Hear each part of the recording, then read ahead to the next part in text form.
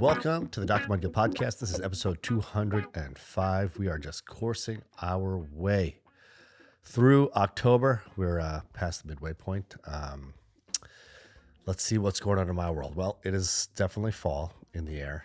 It's definitely cooled out a bit this week, which is really, really nice. All the leaves are changing colors, and it's a very beautiful time of the year here. Actually, I do love the fall, but as I always say, I don't love what comes after it. Kids had somewhat of an abbreviated week this week. The volley was on Monday, so happy the volley, belated the volley to all who celebrate. But my kids were off. In our school district, the kids actually have been offered the volley for the last few years, which is a nice acknowledgement of arguably the biggest of Indian holidays. I mean, it is the biggest. I don't even think there's any argument there. But that was nice for them. And it was a good long weekend. And let's just get into it. So I've been thinking a lot about this topic, but it's kind of like maybe a little bit of a controversial topic, but I do think it's something that's important to discuss. And I'll tell you what really made me think about this. A bunch of things, but I was scrolling through Instagram yesterday and I saw that RJ Davis was waived by the Lakers. So just give you a little bit of background for those of you who aren't basketball fans. RJ Davis is a professional basketball player. And he's actually from the New York area. He played for this high school called Stepanak, which is in Westchester, which is like one of like the powerhouse high school programs in New York State. There's Stepanak and there's Lehigh, which is actually very close to my home, where my boys they don't go to that school, but they work with some of the folks that are at Lehigh. And he was a McDonald's All-American player, so like one of the top high school players. He played for UNC Chapel Hill, is the second all-time scorer at UNC Chapel Hill, like career-wise. Amazing player. He was there for 5 years, I think, because of COVID. There was like an additional year that he was eligible for. I don't know exactly how it works, but anyways, he was playing for the Lakers, and the Lakers waived him yesterday. And I said to my son, I said, "Hey man, do you realize that RJ Davis was waived?" And my son said, "Yeah, I saw that." And he had an interesting take on it, Well, I'll share it with you.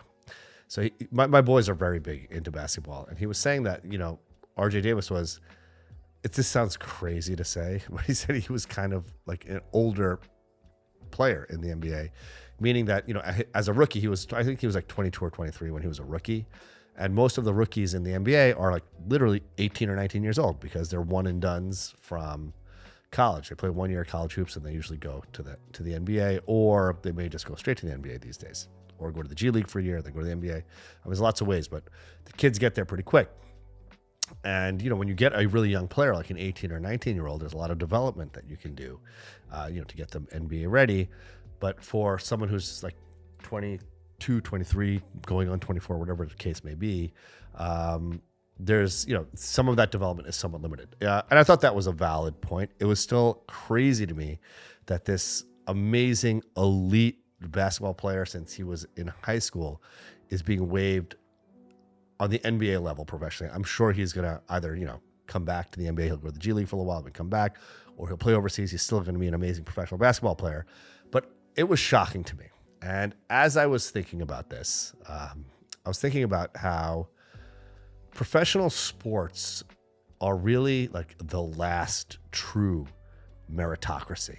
And think about it, like if you're like a professional athlete at the highest level, you're literally the best, like all the NBA players, the best basketball players, like all the best tennis players, like, Carlos Alcaraz, the best, Simone Biles, the best gymnast, everyone who's at that very top level is the best. It doesn't matter, it really just matters how good you are at what you're doing. It doesn't matter what your race is.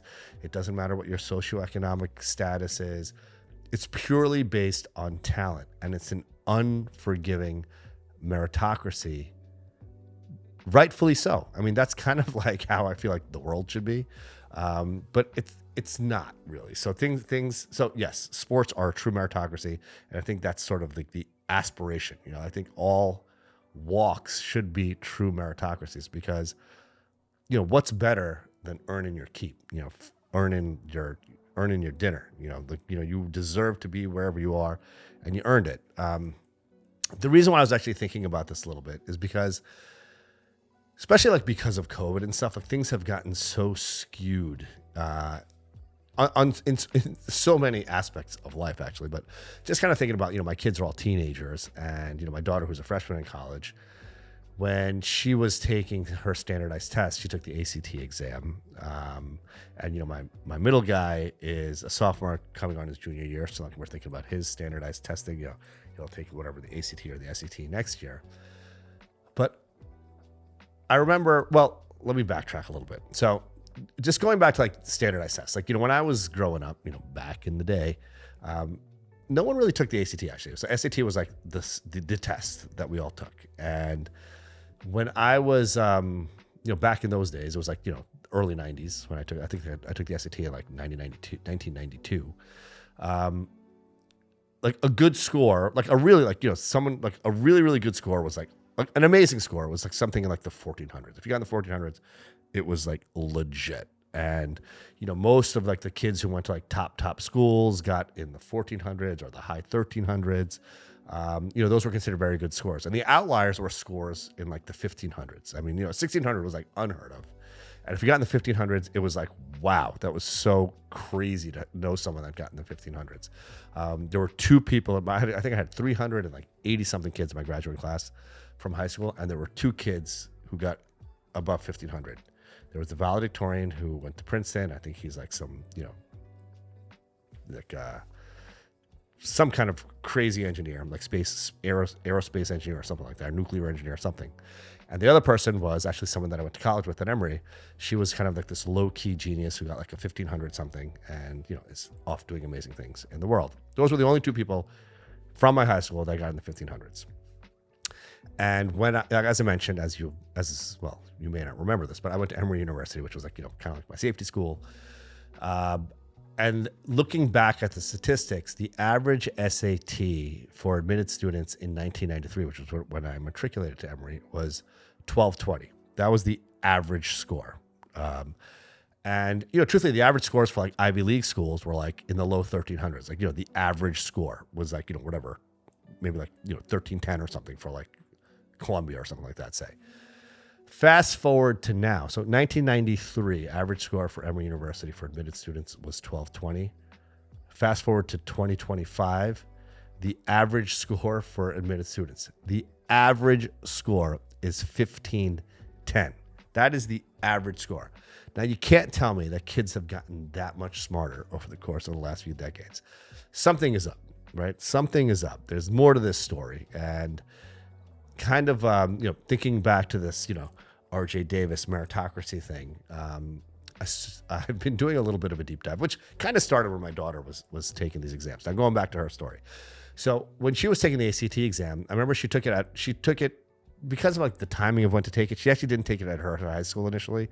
She took it at some other school. And when she took it the second time she took it, I think it was the second time. I can't keep track. But anyways, say it's the second time. One of the times she took it at her own high school. And when she took it at her high school, she came back from the exam and she said, Dad, you're not going to believe like how many people had like extra time to take the test. And I was like, what do you mean? She said, well, no, like literally, like I felt like half the kids had extra time to take this exam. And so there's a special accommodation that you could get if you need to take extra time, or if you need extra time to take these standardized tests. And if you could literally have like twice as much time or 3 times as much time to take these sorts of exams, depending on the accommodation you receive. And I was shocked. I was like, wow, like there's that many kids that had like special accommodation. And I started like thinking about this more and more and doing just a little bit of a deep dive into this.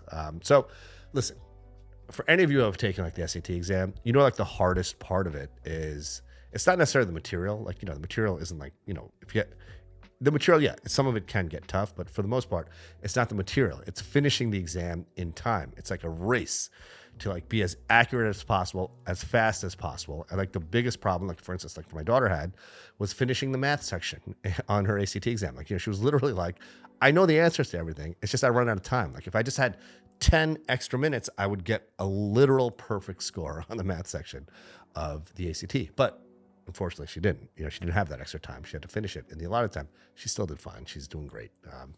But that was like the biggest challenge of this exam. But if you have like unlimited time or twice as much time or three times as much time, whatever it is, I mean, if you just have like more time to take this test, the test suddenly becomes a hell of a lot easier. You know, the average that is like a 1220, you know, having an average that's a 1510, as crazy as that is kind of believable because, you know, the game has changed so much. And so like when I started actually looking at the statistics for this, it turns out in the country, 5% of kids get an accommodation to have extra time on this exam.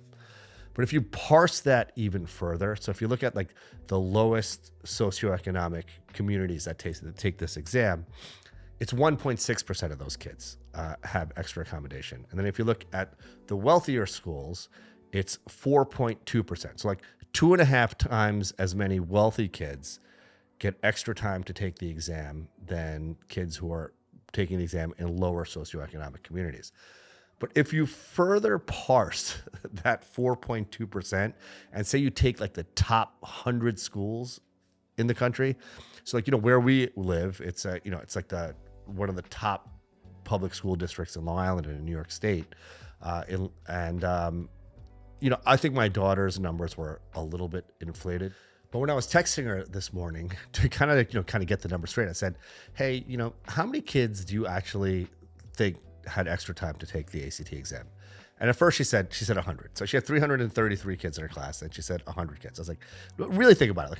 Like if you were to say, like, conservatively estimate how many kids you think had extra time. She came back with, she said 60 to 70, I would say. But I would not be surprised if it were 100 kids. So of that 333 kids, just let's conservatively go with the most conservative estimate my daughter gave, which was like 60. So that's like 20% of this class had extra time to take the ACT or SAT exam. Now compare that to like the average of like, you know, wealthy communities where, you know, 4.2% of the kids had extra time. But I bet you the reality is in like the top schools, like say the top 100 or whatever, 200 high schools, I bet you the number is actually pretty close to 10 to 20 to maybe even 25% of kids get this accommodation to take extra time. Now, listen, I'm not hating the players, but I am hating the game a little bit here. You know, it really doesn't seem fair. I mean, I first of all, I think if you do get extra time to take this exam, which, you know, some kids do need extra time, there should be some kind of designation for whoever's reviewing the score to say, okay, you know, this person got this score and, you know, they had extra time, and they can factor that in with the rest of the application.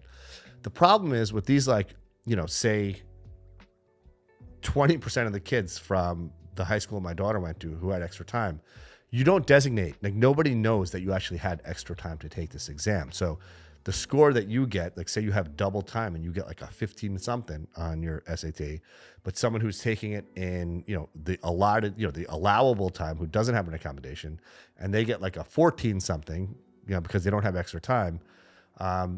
It's kind of not like a apples to apples comparison, right? And again, not hating the players, but the game is actually rigged. It's actually not really fair. I mean, if you actually think about it, look at the numbers like in a raw fashion, like, you know, 1220 in 1993 as the average score at Emory University, 1510 as the average score in 2025. Something just doesn't add up there, right? Like all of the tide has risen and all of the boats have risen with it, but there's something sketchy going on in the backdrop, right? To enable that to happen. Yes, kids may prepare better. You know, they may have better access to, you know, courses and, you know, materials and tools, AI tools, you know, all these sorts of things that are, you know, the world, it's easier to learn things now, but it still doesn't account for this like 300 point,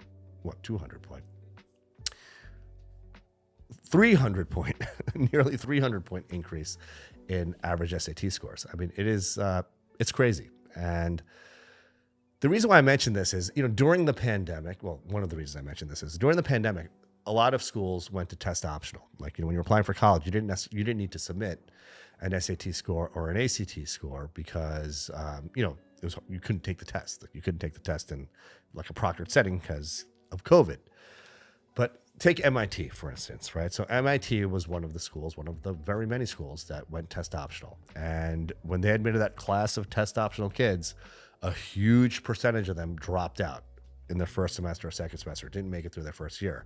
So MIT said, well, to hell with this, we're going back to testing. And at this point, nearly like all of the elite schools have brought testing back because, listen, believe it or not, it is important to have some kind of standard for entry into like elite institutions. At least that's my personal belief.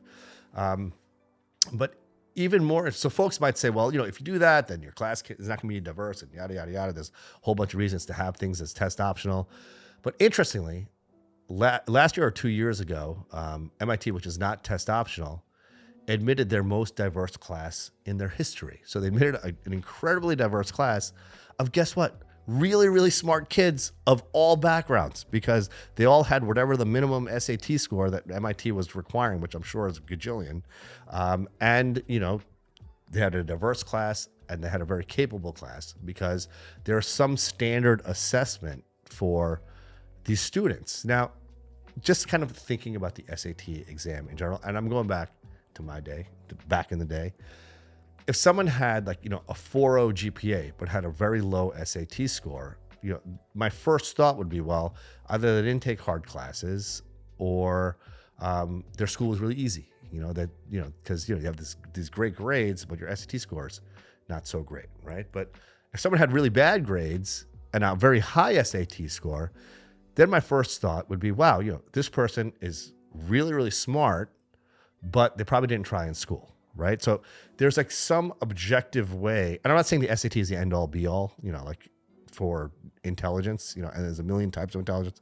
I know, there's going to be a lot of folks going to have comments about that. But I do think we can all agree that if someone does very, very well on the SAT exam, in its standard format, within the allotted amount of time, if you do well on that exam in the 3-hour allotted time instead of 3 days, I think you can objectively say, hey, that person is smart, right?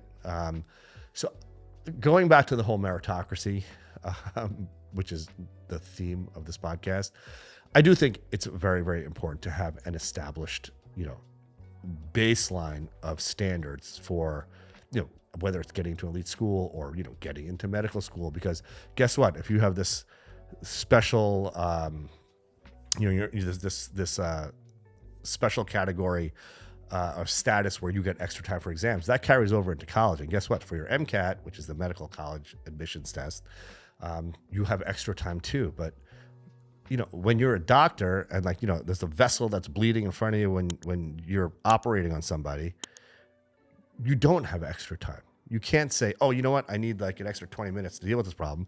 You don't have that time. You have to be ready to roll when that situation presents itself. And not saying these exams are a paradigm of that, but these exams do assess your ability to think very critically, quickly. And I may be old school, but just you look at a guy like RJ Davis, who is at the top 0.001% of basketball players. And if the Lakers are operating as a meritocracy, I do think our academic institutions should have that same sort of standard, because you know what? It matters. It matters when you are in the real world. And, say, for instance, as a doctor, it matters to your patients that, they should have some degree of trust that your training ensured that you're ready to perform for them, to take care of them the best possible way, because, you earned it. So that's all I got to say. I think restoring our society to a merit-based society is something that would benefit all of us. And with that, I hope you all have a wonderful, restful weekend, just ready to crush the week ahead. Let's get it.